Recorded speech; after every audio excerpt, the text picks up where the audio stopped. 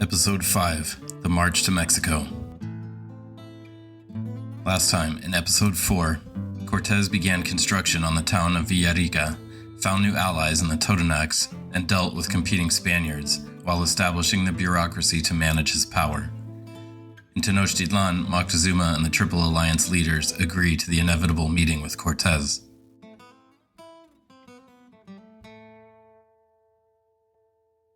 The smell of iron in the blood, it's unique.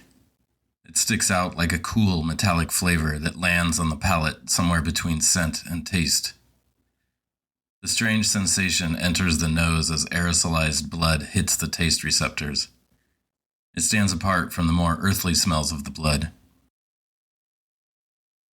The priest of Huitzilopochtli had severed a sacrifice's heart and brought it inside the house at the top of the Templo Mayor. Blood from the organ was spattered on the walls, and the organ left in a stone receptacle near the colorfully decorated statue of Huitzilopochtli. Moctezuma had ordered a sacrifice to seek answers and reassurance. He had many questions since these men arrived, and now, as he stood at the center of the continent's greatest city, upon his people's greatest temple, Moctezuma did not feel secure. There had been signs, and the seers had foretold of fire and destruction. Lightning had struck the Templo Mayor several years back, a bad sign, the priests had said. And now these strange men arrive and lay waste to surrounding communities.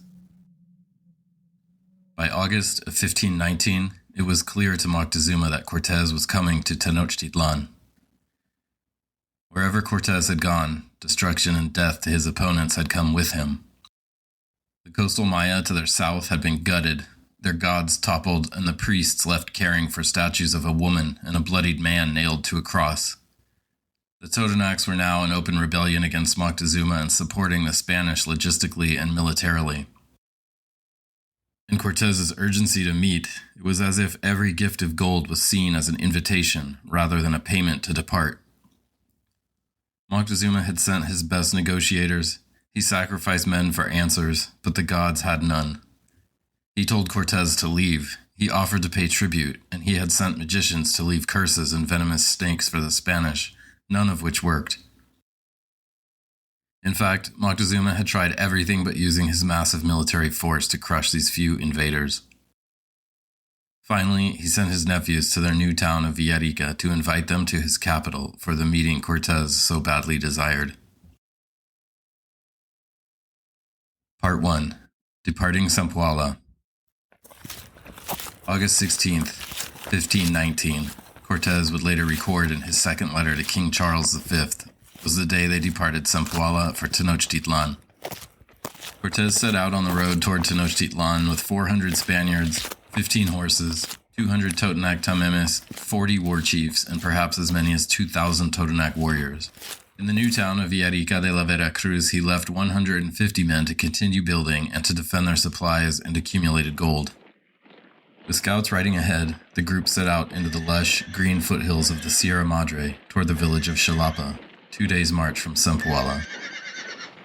Xalapa was a Totonac town, and the Spanish were treated well, housed, and fed.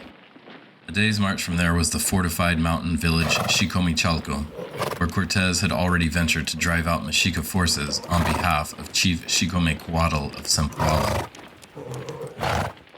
Today this town is called Xico Viejo and is a small farming village. The Spanish and Totonac soldiers, as well as the assortment of Taino and Maya men and women who support the convoy, climbed up the narrow stairs to Xicomichalco. Below the village were plentiful farms growing maize and other fruits. Diaz thought he saw a type of grape growing on the trellises here.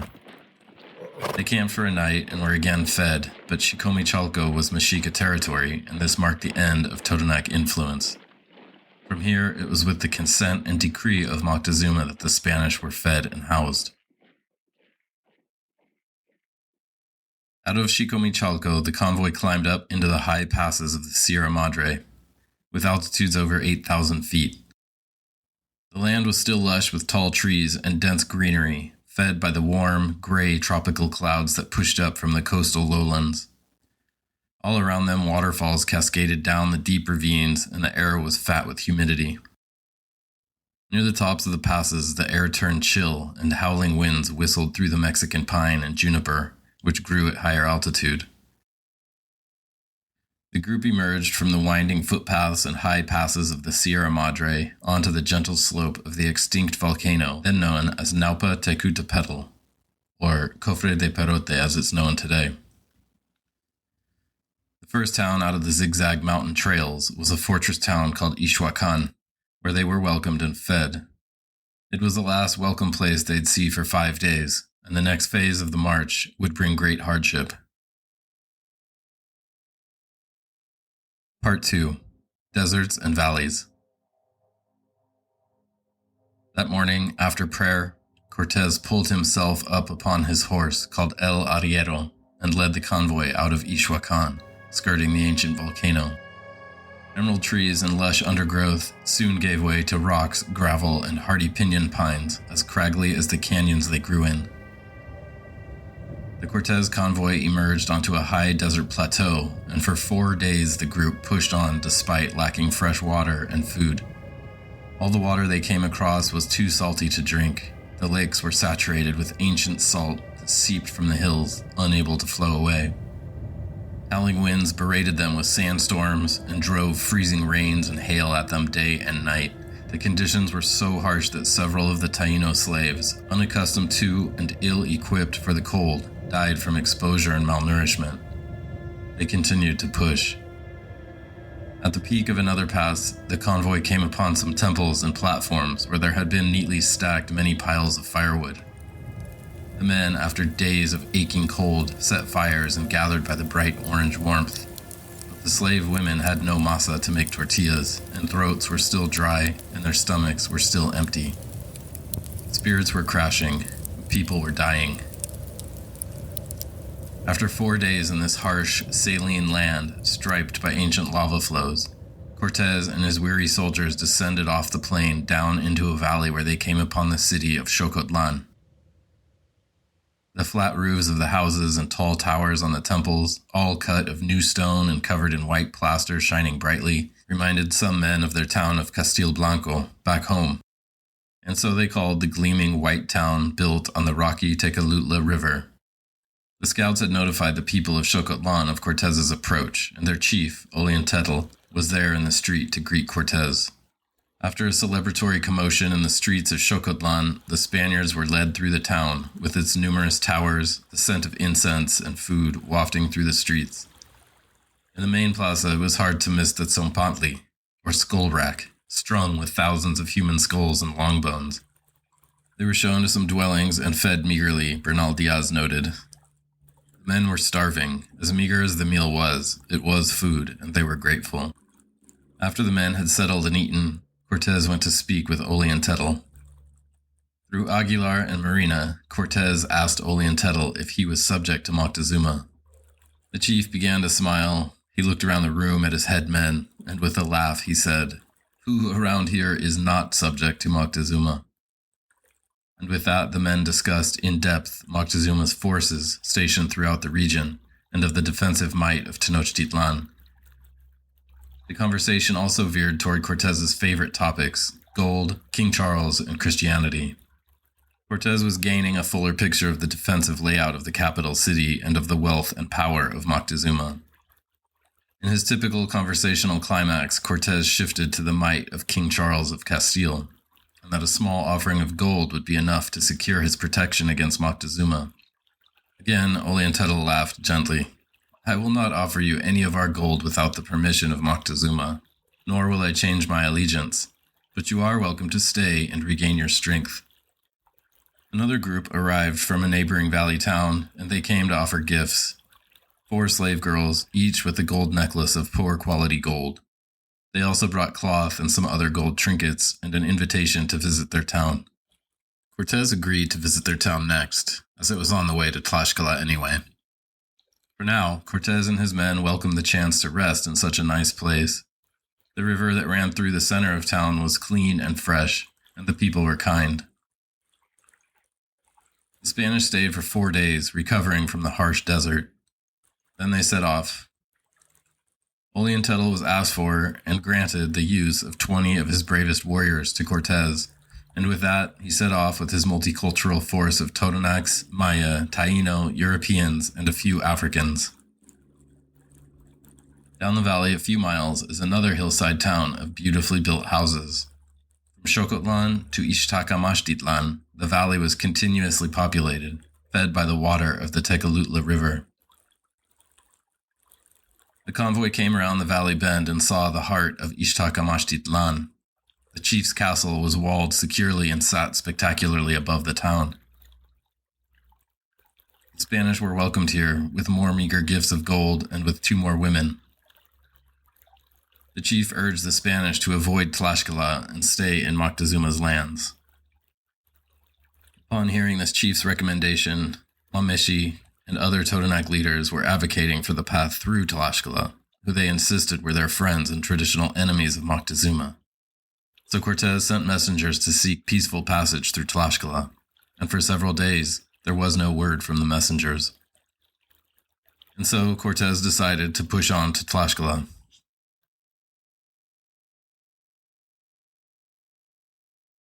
Part 3.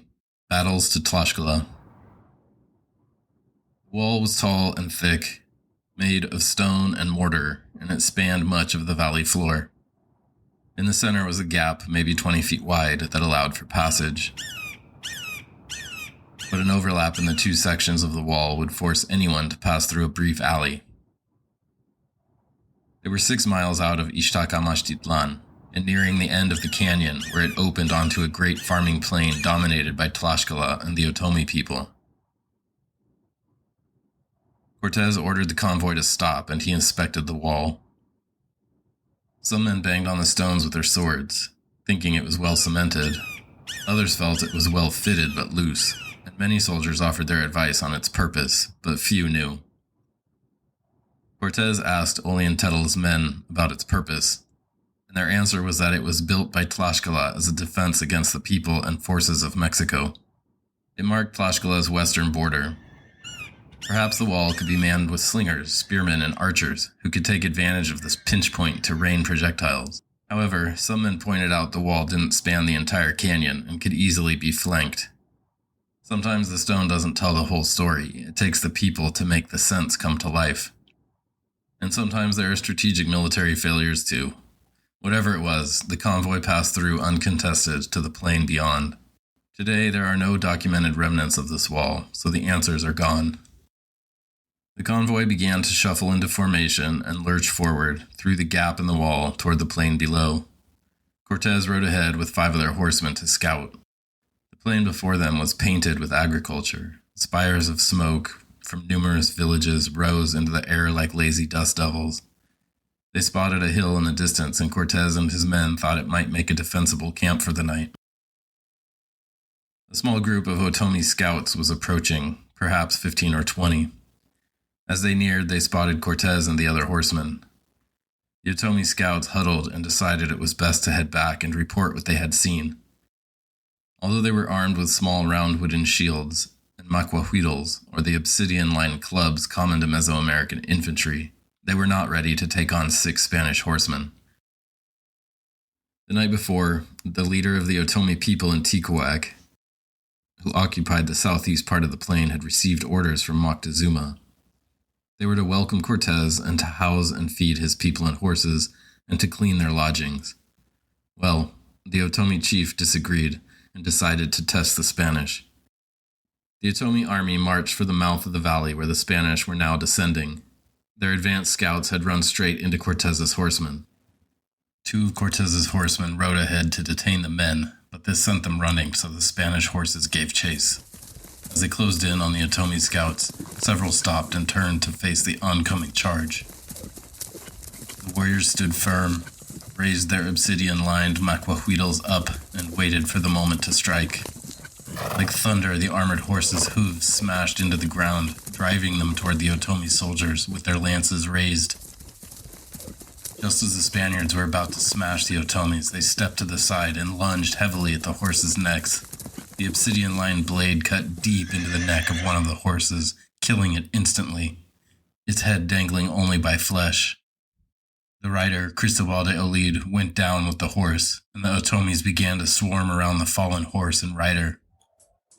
The second horse, in an attempt to rescue Olid, was also taken down, but her rider managed to fight free of the Otomi warriors. Cortes and a few other horsemen were close behind and saw what happened. They charged into the fray and were able to pull Olid and the other horsemen away, only slightly wounded. Both horses were dead. This alarmed Cortes greatly as the veneer of infallibility had been broken. The Otomis knew the horses could be killed, but there was little time to ponder the consequences as a battalion of perhaps 4,000 Otomi soldiers emerged from nearby arroyos and gorges. Horns and drums beating, warriors were shouting and whooping. Arrows and stones began to fall on the small Spanish contingent. The horses charged, small skirmishes broke out all over. Spanish steel swords and lances had cut through the Otomis, leaving a dozen dead. A contingent of Spaniards with the main convoy heard the commotion and hurried to their aid. It was a brief but costly encounter for the Otomi men, and seeing reinforcements was enough to end the conflict. The Oz counted 17 dead warriors, but the Otomis had been carrying away the wounded and dead throughout the skirmish. Perhaps 50 or more had been killed. The Spanish, by comparison, counted only 5 severely wounded men, and of course, the 2 horses killed.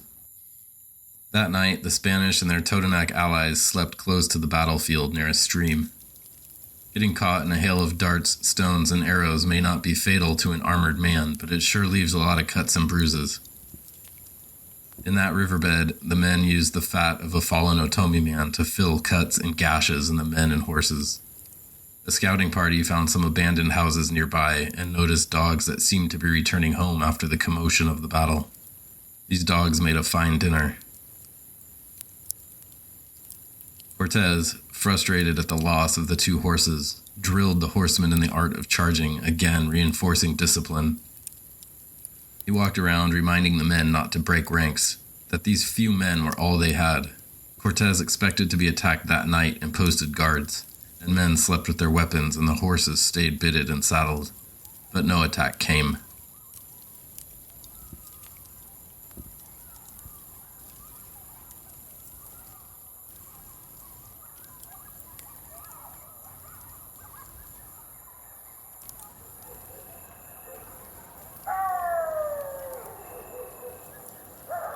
By dawn of what some men had marked as September 1st, 1519, the Spanish caravan was up and ready to march. After relieving themselves, eating whatever meager food was left, and saying prayer, they began to move toward the plain, across which was the Tlaxcala Federation. Tlaxcala was a group of 4 communities that had joined together in all efforts, but especially in the effort to resist the men from the Valley of Mexico. As one of the last holdouts against the Triple Alliance, the people of Tlaxcala had expended great human resource at remaining independent of Moctezuma and his forebears. The Spanish pushed into Otomi farmland and began to pillage for food. The Otomi people are yet another distinct cultural group from the Maya, Mexica, and Totonacs. They had their own language and history, including conflict with members of the Triple Alliance. Today, the wider Otomi people, exceeding 650,000 people in Mexico, ranks 5th among indigenous groups. Once word got out about the Spanish pillaging, warriors quickly began to descend on the Spanish surrounding them. The Otomi were taunting the Cempoalan men, calling them traitors for serving the Spanish intruders. More words were hurled back, and soon skirmishes broke out. Cortes called for order and sought the Otomi leaders, but the fighting was out of control, and more warriors were arriving on the scene with every passing minute. Cortes rallied his men into formation, and he called on the royal notary, Diego de Godoy, to record what he witnessed, to preemptively absolve him of guilt in the eyes of the king and lord. Battle spears, arrows, and stones fell on them. Braver warriors swooped in to take a swing, but these men knew the severity of Toledo steel swords, and that it cut through cotton and wood armor with ease, that it spilled a man's insides on the ground with one slice. The initial barrage of projectiles wounded several men, but they had rallied together and returned with volleys of musket and crossbow fire. Otomi warriors faded back into the cornfields, and there was some quiet after what had been the fiercest fighting of the day. Some men began to shout about going back to the coast. Diaz, on his third expedition to the New World, was content to watch these men gripe. He was intent on wealth and fortune. Cortes charged toward the panicked men and urged them to have faith in God, that he had protected them thus far. It was then the drums, horns, and shouting of the full mixed force of Otomi and Tlaxcala warriors was heard approaching. The Spanish men recalled some 40,000 men in formation marching up the plateau toward them. With no choice now, the Spaniards would need all the divine protection they could summon. Father Olmedo took confession from hundreds of men, convinced of their impending doom.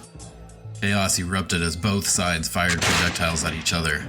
Cortes and the cavalry had been making charges when the Otomi force decided to take a horse down. They massed around a trio of horsemen whose charge had stalled in a large group of warriors. The Otomi grabbed at the horse's reins and mane. They grabbed at the horseman's lance. Pedro de Moron had a good mare, trained for battle. He was a good horseman, but they chose him and succeeded in their mission. Pedro was pulled from the horse, just as an Otomi macuahuitl smashed through the neck of his horse, severing the beast's head entirely. They continued to hack at the horse and Moron, the obsidian tearing at his flesh as the weight of the club drove it into his bones. The other horsemen fought to keep Moron protected, but they were overwhelmed. Eventually, the main force was able to stretch the line around the fallen, half-dead Moron and prevent him from being dragged off. They cut the saddle off the mare and formed ranks again, but the horse was lost to the Otomi, who took pieces for trophies and food. About a dozen men were injured in the rescue of Moron. With the lines formed again, Cortes ordered the cannons fired.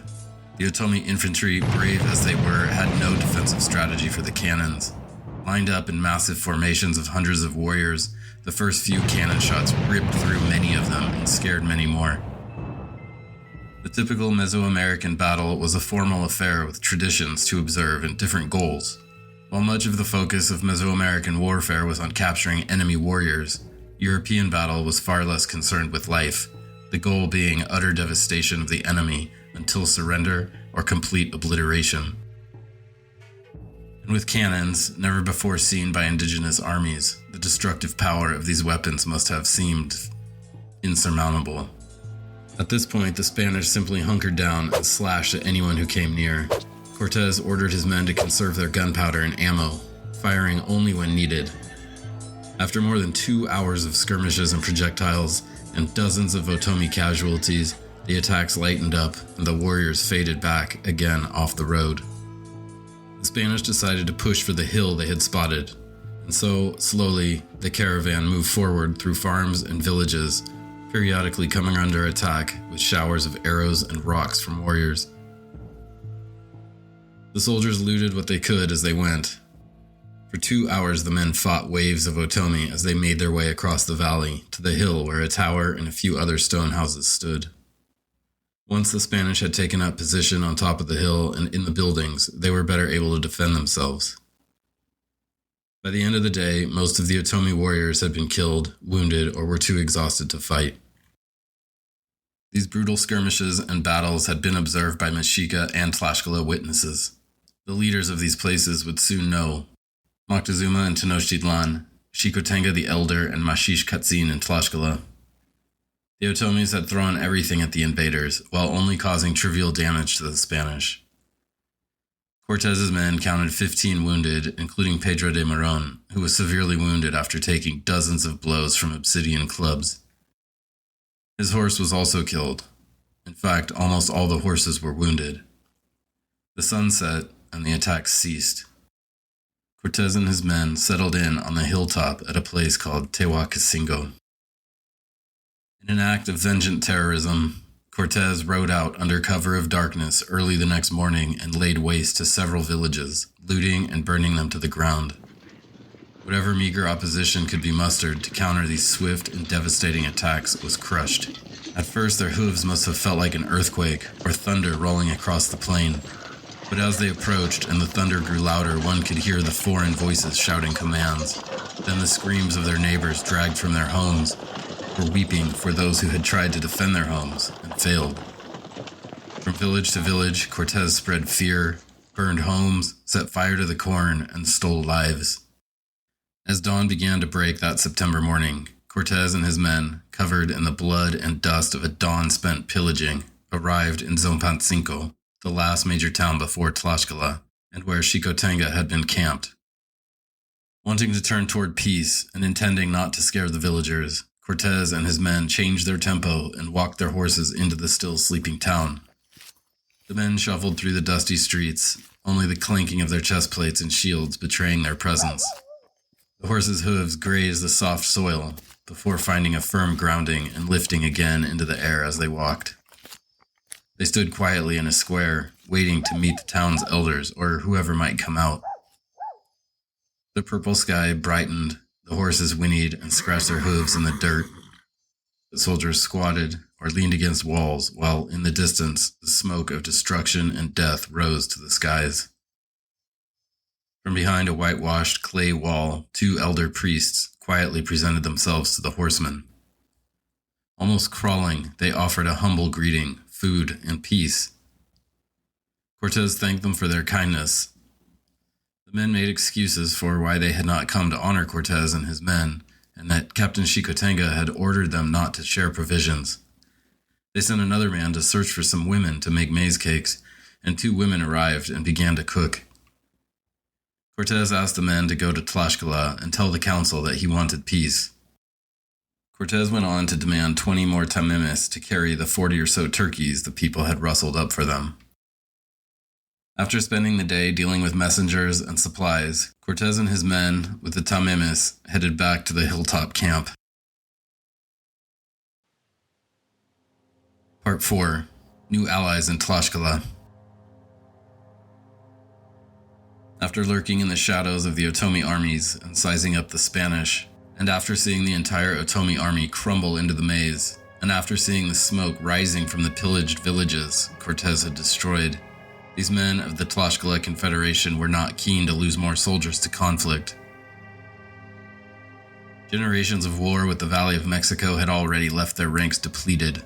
Like a skinny street dog that refuses to go down, Tlaxcala had resisted for generations. Their choice now could undo that delicate balance. The four elders of Tlaxcala included Xicotenga the Elder, leader of the town of Tizatlan. Xicotenga was an elderly man when Cortes arrived on the plain outside of Tlaxcala. His son, Xicotenga the Younger, was an eager captain of the powerful Tlaxcala armies. From Ocotlulco is Maxixcatzin, a second-ranking chief among the Confederacy and a military commander. The other two cities that formed the Confederation were Tepectipac and Quiahuitzlan. The chiefs of these four towns met in Xicotenga's palace in Tizatlan, with many other elders, priests, and military men. One man told the chamber of the military dominance displayed against the Otomi and mixed Tlaxcala armies they had sent at the Spanish. He recounted the death and carnage of the cannons, their lightning fire smashing through large swaths of men, horribly mangling them. He told that they had barely caused any harm to the Spanish, a few horses, perhaps a man or two. The people of this valley have thrown our best at them, and now many of our allies are dead, and still these men come. It is time for a new direction, that we are best served with peace and in alliance with them. Many others nodded and verbally agreed. The Tlaxcala Confederation had made a decision. Xicotenga, old and blind, spoke. Then send word of our decision to these foreigners. Send a great gift of food and whatever treasure we can spare. And to my son, the army is to stand down, Xicotenga said.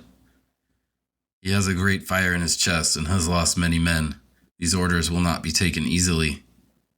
But he must obey. There is to be no more loss of Tlaxcala people. We shall see what these foreigners want.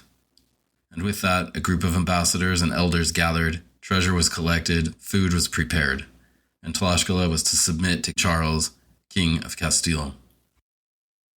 Captain General Xicotenga the Younger, who was camped just outside Zompancinco, received his orders to stand down and deliver food and a message of peace to Cortes. As predicted by his father, this did not sit well. He had gathered 20,000 warriors for what he saw as the final assault. After having coordinated a tiered, sustained attack on the Spanish with the Otomi, he felt he had them weakened to a point where he could finish them off. The elders did not agree with him, and in the interest of preserving life, they ordered him to stand down. Displeased, angry, and full of vengeance, Xicotenga the Younger found the restraint to march to Cortes's hilltop camp and follow his father's orders. Xicotenga, with about 50 people in his envoy, including Tlaxcala nobles, warriors, and aides, entered the camp. He also brought tamemes bearing food. The Tlaxcalans lit incense and greeted Cortes with great respect. Xicotenga, in his red and white cotton robe, stepped forward and explained to Cortes that they had attacked from fear, that they were fiercely protective of their freedom and had never been subject to anyone, not even Moctezuma or his forebears. He went on to explain that they welcomed him in peace and requested he come to stay in Tizatlan as a guest of his father. Cortes feigned anger and listed many grievances, both legitimate and petty. Ultimately, peace was his goal as well, and he did agree. In Tenochtitlan, Moctezuma, still unwilling to use his military, instead sent another envoy of food, cotton garments, and treasure, this time asking Cortes to name his price for an annual tribute to King Charles. The messengers were to tell Cortes to name an annual fee, and that it would be paid without delay every year. And again, part of his agreement was that Cortes would leave and not come to Tenochtitlan. So the group of 5 nobles and their entourage took the message to Tlaxcala territory, where Cortes was still camped on the hill. The Mexica ambassadors witnessed the Spanish-Tlaxcala peace agreement and were greatly upset. In their own negotiations with Cortes, they tried to frame the Tlaxcalans in the same light they saw them, as scrappy scoundrels not to be trusted. The unease of the Mexica ambassadors was like a tell to Cortes. He made it clear he was unconcerned about their issues. They urged Cortes to wait in the camp 6 days before leaving to Tizatlan, to give them time for a response from Moctezuma. And a message was sent to Moctezuma about an emerging peace between their great enemy Tlaxcala and these invaders. From Tlaxcala, a Mexica runner would first pass through Cholula, an ally city to Moctezuma. Cholula was a great religious center and place of pilgrimage. At its center is a massive pyramid dedicated to Quetzalcoatl. Next, the runner would pass south around the volcano Popocatépetl, up along the shores of Lake Chalco and onto the causeway that led to Tenochtitlan, reaching the capital in less than 2 days. Moctezuma had been besieged by reports of the Spanish advance. Messengers, traders, nobles, and soldiers kept a steady live stream of information coming to the palace. Word of the Otomi armies collapsing had already been reported. It seemed nothing he, nor anyone else, did could slow their movement toward his capital. His mind was filled with anxiety. These men pressed on him in a way that felt inevitable. Moctezuma had told Cortes not to come already. This man's persistence was frustrating to the Mexica king. In his heart, for the first time, he felt fear. Moctezuma had hoped that Tlaxcala and the Spanish would chew each other up a bit. Perhaps a weakened Tlaxcala might even emerge victorious, a win for Moctezuma. But the worst news of all had been dispatched from Cortes's hilltop camp. The Mexica runner entered Tenochtitlan from the southern Iztapalapa causeway. He pushed past the tamemes carrying their loads on their backs, supported by head straps. He crossed the wooden bridges and canals. He passed the chinampas where the Tenochcas farmed their corn, melons, beans, and other crops. On his right, he passed a brightly painted temple to the wind god Ehecatl. The great temple began to dominate his view as clusters of houses and sweat lodges and markets filled in the urban landscape. Smoke tinged the air, and the comforting smell of tortillas or tamales cooking sometimes cut through. Emerging onto the plaza of the Flyers, the runner could see Moctezuma's palace for the first time on his right. After being blessed with incense, the messenger told Moctezuma that Tlaxcala had allied with Cortes, and that they had offered the full strength of their army to Cortes and Charles, King of Castile. This was like a sledgehammer blow to his stomach, the absolute worst outcome. A seemingly unstoppable, technologically advanced elite force now allied with their historic enemy. Tlaxcala had inflicted almost no damage on the Spanish and now welcomed them into their capital as friends. Were the gods abandoning him? He lamented out loud. Could anyone resist the power of these men? His agony apparent to all in the room. Like an anxiety had grabbed the corners of the palace and twisted, wringing everyone inside with the tension of Moctezuma's heart. And fear began to spread.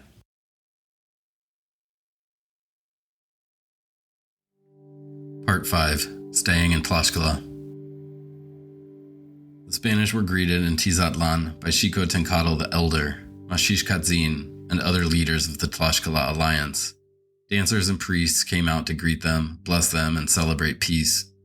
Women and children came to gawk, as they had in Cempoala and many other small towns between. They were given the best the people of Tlaxcala could muster, including girls and women that they used for their pleasure, as well as food and treasure. After 2 weeks of relentless fighting and misery, Cortes and his men enjoyed the hospitality offered by Xicotencatl. The men were shown to the best buildings in the palace grounds. Food was provided, and the men settled in, grateful to have something to eat and a safe place to rest. Cortes, however, was not so sure and posted sentries in doorways and high points around their quarters. Soon they were joined by Xicotencatl and his entourage of nobles, wives, and attendants.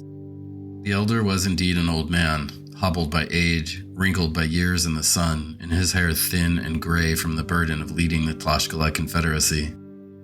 With his one good eye, he peered out at the blur that was Cortes. Where his body failed him, the old chief's mind was still sharp. He was displeased that his new friend Cortes would post guards, as if harm may come to them. "This is a sign that we are not good friends," the lord of Tizatlan said. "These are necessary precautions I must take at all times. Please do not be offended," Cortes pleaded. Once the matter of security had been addressed, Cortes wasted no time in discussing God, Mary, Jesus, and the Catholic faith. Having told his speech many times now, he knew where to hit his inflections and which words translated best. Marina similarly translated with rehearsed flair. He explained that King Charles was a great king and could be a powerful protector. He urged them to abandon their gods and take Jesus Christ and his faithful servant King Charles as their protectors. It was not an easy sell, and Xicotencatl pushed back. And again the voice of the friar Juan Diaz whispered to Cortes not to push too hard, that in their time faith will come. And he listened, instead asking to convert one temple for their own Christian altar. The next topic both sides were eager to discuss was Moctezuma and Tenochtitlan. Very quickly, Xicotencatl and his men were downloading mass amounts of intelligence to Cortes and his men. Every military detail they could recall was transmitted to Cortes, from formations and tactics to the weapons they used. They discussed the layout of Tenochtitlan, its fortifications, entrances, and water sources. They were giving Cortes everything he would need to choke the life out of the city. From the moment he heard about the Chapultepec aqueduct, it was held as a strategic chokehold to put the city down for good, a time-honored siege tactic, but only if needed. The Spanish force, their thousands of Cempoalan allies, and a mass of stragglers, messengers, ambassadors, and beggars stayed in Tizatlan for 3 weeks, healing, resting, and conducting business. From the city of Tizatlan and Tlaxcala, Cortes sent a message to Villarrica. He also sent 2 men, Pedro de Alvarado and Bernardino de Tapia, to Tenochtitlan, although they were routed to Texcoco and sent back mostly unharmed. He also sent a man to investigate the volcano Popocatépetl, which had been smoking for days. Almost none of the Europeans had ever seen a live volcano, and it stood out as an ominous and spectacular monument in this foreign land. And Cortes and his men were about to erupt as well. Next time, in episode 6, Cortes, now emboldened with his Tlaxcala and Totonac armies, takes his wrath to the people of Cholula. One of the most violent incidents in all of American history, Cortes strikes fear into the heart of the continent.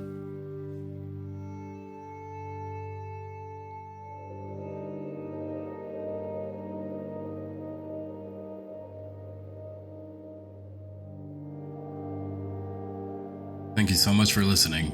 Gracias por escuchar. For more Aztec history, visit mexicapodcast.com. Mexica, a history podcast, was researched, written, and produced by Jeremy Lips.